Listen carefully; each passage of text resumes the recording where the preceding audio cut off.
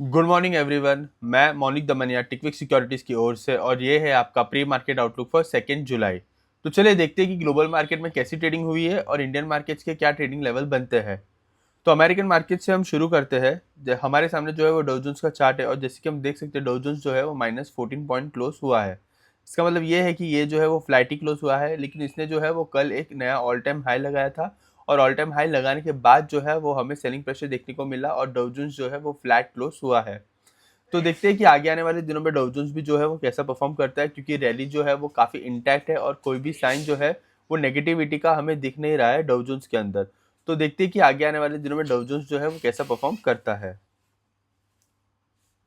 नस्दाक की बात करते हैं। नस्दाक की बात करें तो नस्दाक जो है वो कल नियरली 1.5% नेगेटिव क्लोज हुआ है और जैसे कि हम देख सकते हैं हमने ऑलरेडी लेवल्स मार्क करके रखे हैं और अभी जो नस्दाक है वो इस रेंज के बीच में ही ट्रेड कर रहा है।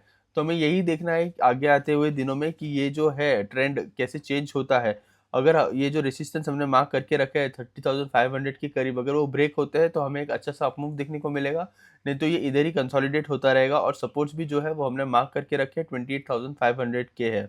जो रेंज है वो काफ़ी बड़ी है, ऑलमोस्ट 3000 पॉइंट्स की है। पर जैसे कि हम देख सकते हैं ऑलमोस्ट एक महीने से ये यही रेंज के अंदर घूम रहा है। तो देखते हैं कि आगे आने वाले दिनों में नस्दाक भी जो है वो कैसा परफॉर्म करता है। तो चलिए डैक्स देख लेते हैं, जर्मन मार्केट। देखिए, अगर जर्मन मार्केट की बात करें तो जर्मन मार्केट जो है वो कल पॉजिटिव ही क्लोज हुए थे, बट जो पॉजिटिव थे वो ज़्यादा पॉजिटिव नहीं थे, सिर्फ 44 पॉइंट्स ही पॉजिटिव क्लोज हुए हैं। और कैंडल भी जैसे कि हम देख सकते हैं ऑलमोस्ट काइंड ऑफ डोजी जैसी ही बनी है।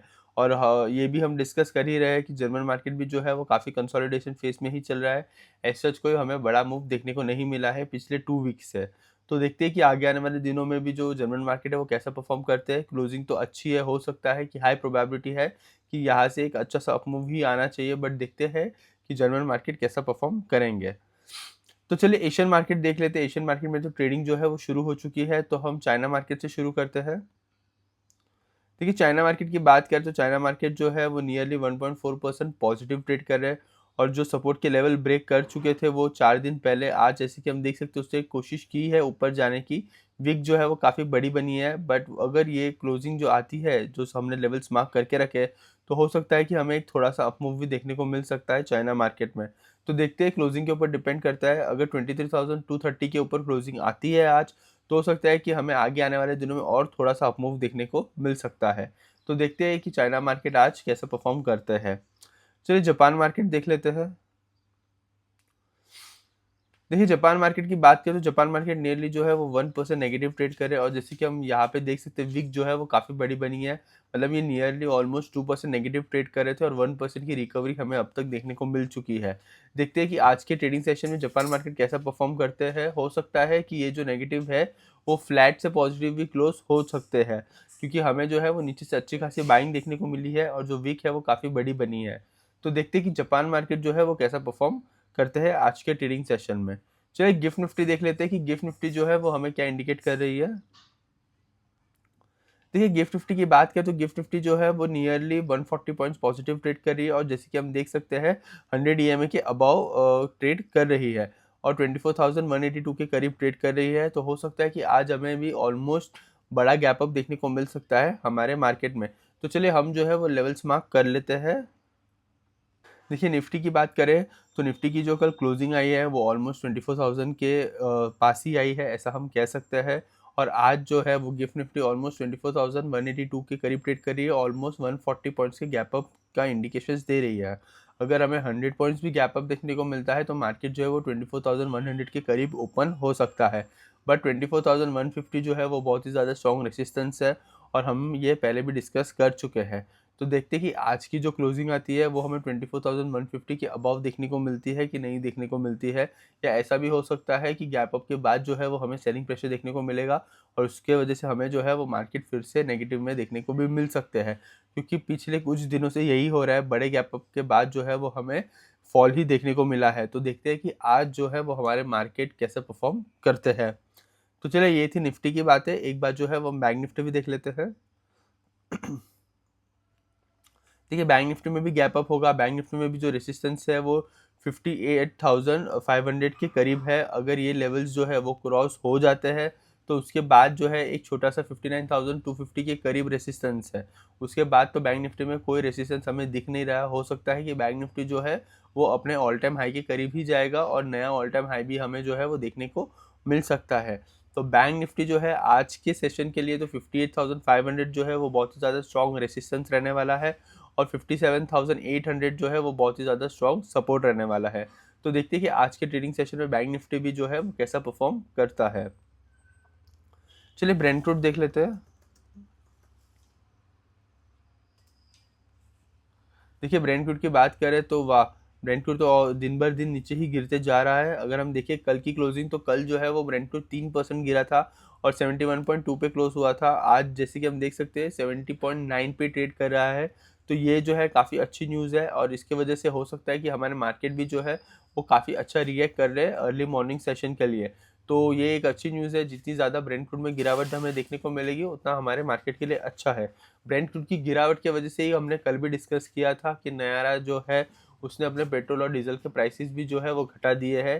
तो ये काफ़ी अच्छी न्यूज़ है हमारे मार्केट के लिए। तो देखते हैं कि आज हमारे मार्केट कैसे रिएक्ट करते हैं ये ब्रेंट क्रूड के प्राइसेस को। एक बार यूएसडी आईएनआर भी देख लेते हैं। देखिए यूएसडी आईएनआर की बात करें तो कल जो है वो रुपी कुछ ज़्यादा ही डिप्रिशिएट हो गया था, ऑलमोस्ट 0.6%। और ये जो है एक नेगेटिव न्यूज़ है हमारे मार्केट के लिए। हमारे मार्केट में अगर आज हमें थोड़ा सा फॉल देखने को मिलता है तो वो यूएसडी आईएनआर की वजह से ही हो सकता है।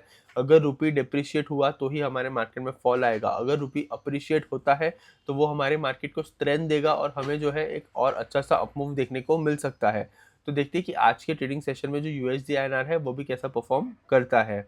इतना याद रखना है कि जो हमने लेवल्स मार्क करके रखे थे रेसिस्टेंस के वो ब्रेक हो चुके हैं। तो अब देखते हैं कि ये कंसोलिडेट होता है कि हमें और ज़्यादा अपमूव देखने को मिलता है यूएसडी आईएनआर में।